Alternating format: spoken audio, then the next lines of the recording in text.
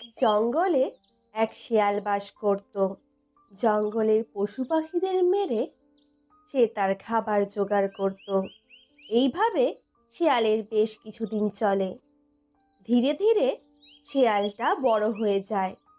তখন শিয়ালের মনে হয় তার নিজের বাসা পরিবর্তন করা দরকার। তখন সে দেখতে পায় একটা বিশাল বড় গাছ।